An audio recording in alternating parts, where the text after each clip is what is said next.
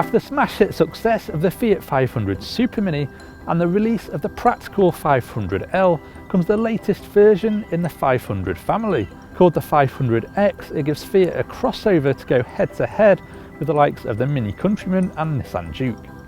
Fiat's retro design cues work well here, and items like the large round headlight and chrome grille are well executed, and on looks alone the 500X should attract plenty of buyers. Hop inside and it's quite low slung for a crossover, although you can lift up the driver's seat if you want a more commanding view of the road ahead. It's neat and stylish too, and in this Popstar trim we've got this white painted dashboard, although other versions are available. We've also got large circular dials for the air conditioning and what looks and feels like a pool ball on top of the gear lever. Trim levels are Pop, Popstar, Lounge, Cross and Cross Plus. In this Popstar version we've got a touchscreen, rear parking sensors, USB and Bluetooth connection, and it's expected to be the most popular version in the lineup. That's a good thing because we'd avoid going for Pop, the entry level trim, which does without Fiat's Uconnect infotainment system. So do we have any criticisms? Well, Fiat has given the trip computer lots of prominence right in the centre of the gauges, but that does mean that the speedometer is rather small and it's been pushed over to the left hand side, so it can be a bit tricky to read at a glance. There are also some scratchy plastics found lower down in the cabin, but overall this is one of the best Fiat interiors we've seen.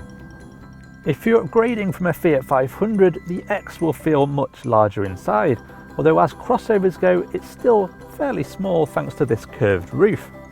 It's still possible for 4 adults to get comfortable though, and the driving position is good, partly thanks to this well placed armrest which makes it more comfortable on longer trips.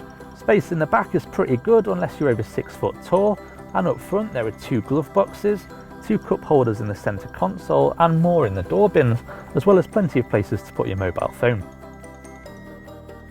Measuring 350 litres, the boot isn't the largest in its class, with a Renault Captur being able to carry around 100 litres more, but the rear seats do fold almost completely flat and there's quite a wide and low loading lip, making it easy to put in larger items of furniture.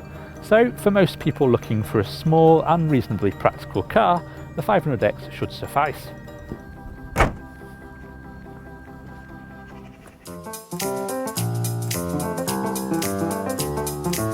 There's quite a lot of choice when it comes to the 500X, but we'd recommend the 1.4 litre 138 brake horsepower petrol turbo we're driving now as being the sweet spot in the range. And that's because it's plenty quick enough, being able to get from 0 to 62 in just under 10 seconds, and it's also very refined and comes with a slick 6-speed manual gearbox.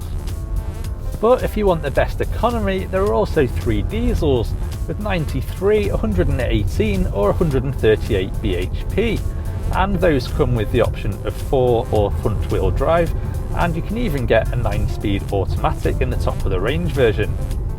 Fiat has clearly tuned the 500X to be taut, because there's hardly any body roll in corners, and in fact it's at its best on twisty country lanes and also in town where the slightly raised driving position comes in rather handy.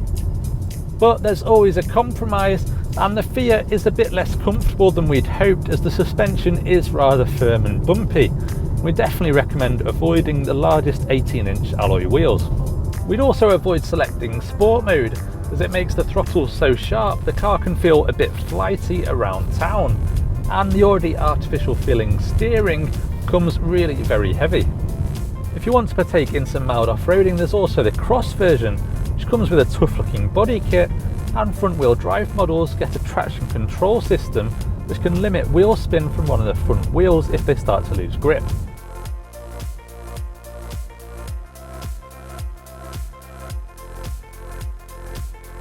The 500X starts from £13,595, which puts it in the same ballpark as the £14,000 Nissan Juke and undercuts the pricey £17,000 Mini Countryman. This 138 bhp Popstar version costs from £17,595, and if it's anything like its smash hit Super Mini brother, it should also hold its value fairly well. So the 500X certainly looks good, and it should also prove affordable to run. In fact, if style's your main concern, it's probably the Nissan Juke's toughest rival yet. It might not be quite as practical as models like the Renault Captur, but its boot will be big enough for most people, and there are lots of ways to customise how it looks and the way it drives. But could you see yourself in a Fiat 500X? Let us know in the comments and don't forget to hit the subscribe button. To research your next car and find great deals, visit carkeys.co.uk, and to watch more reviews, click on the links on screen now.